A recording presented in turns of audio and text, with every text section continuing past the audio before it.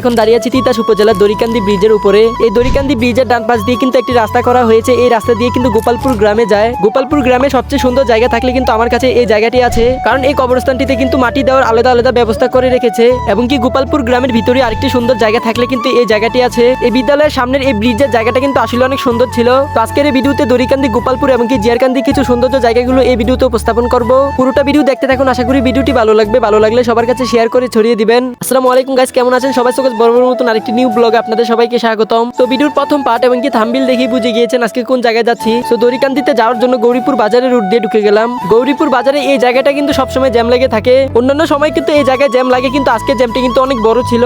আজকের জ্যামটি কিন্তু জিয়ারকান্দি ব্রিজ পর্যন্ত চলে গিয়েছিল। সেই জ্যামটি থাকার কারণে কিন্তু সেই জায়গায় আমার প্রায় 30 মিনিট সময় চলে গিয়েছিল। কয়েকদিন ধরে কিন্তু প্রচুর পরিমাণে বৃষ্টি পড়তেছে, আর আজকে কিন্তু অনেক গরম পড়েছে। তো গৌরীপুর হুমনা মহাসড়কের ডান পাশ দিয়ে কিন্তু দড়িকান্দি গ্রামে যাওয়ার জন্য একটি রাস্তা করা হয়েছে। তো এই রাস্তা দিয়ে আর কি গোপালপুর গ্রামে যাওয়া যায়, তার কারণে আর কি সাইকেল নিয়ে এই রাস্তা দিয়ে ঢুকে গেলাম। এই দড়িকান্দি দুই পাশে কিন্তু দুইটা ব্রিজ থাকার কারণে এই জায়গাটাকে আরো বেশি সুন্দর দেখা যাচ্ছে। তো আরেকটা কথা বলতে আর কি ভুলে গিয়েছি, আপনাদের মাথায় যদি ঘন ঘন চুল পড়ে যায় এই জিনিসটা ব্যবহার করতে পারেন। আমি কিন্তু এটা অনেকদিন ব্যবহার করেছি, অনেক উপকারিতা আছে। পেজের লিংক কমেন্ট বক্সে দিয়ে দিয়েছি, সেখান থেকে কিন্তু অনলাইনে অর্ডার দিতে পারবেন। তো আবার আর কি ভিডিওতে ফিরে আসি। তো অল্প সামনে এসে দেখলাম যে অনেক সুন্দর একটি প্রাথমিক বিদ্যালয়, আর এই বিদ্যালয়ের নাম কিন্তু পূর্ব দড়িকান্দি হাজী তারামিয়া সরকারি প্রাথমিক বিদ্যালয়। সেই বিদ্যালয়টি কিন্তু দড়িকান্দি ব্রিজের সাথেই ছিল। সেখান থেকে আর কি ঘুরে সাইকেল নিয়ে গ্রামের রাস্তা দিয়ে ঢুকে গেলাম। তো অল্প সামনে এসে দেখি যে অনেক সুন্দর একটি কবরস্থান, আর এই কবরস্থানের নাম কিন্তু গোপালপুর পশ্চিম কেন্দ্রীয় কবরস্থান। এই কবরস্থানে একটা জিনিস ভালো লেগেছে, সেটা হচ্ছে পুরুষদের জন্য কিন্তু আলাদা কবরস্থান এবং কি মহিলাদের জন্য আলাদা কবরস্থান। দুইতলা বিশিষ্ট টিনের ঘর কিন্তু কোনো জায়গায় দেখিনি, এই জায়গায় কিন্তু দুইতলা বিশিষ্ট টিনের ঘর দেওয়া হয়েছে।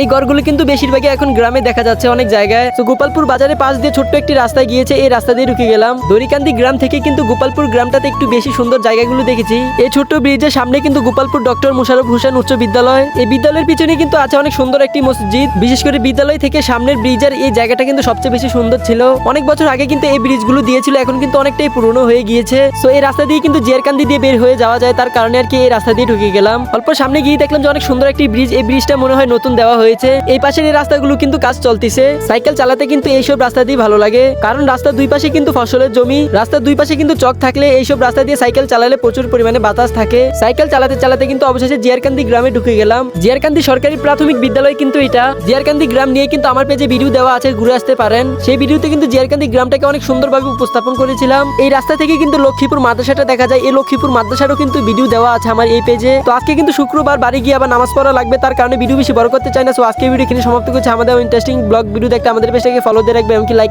কমেন্ট করে যাবেন। আসসালামু আলাইকুম।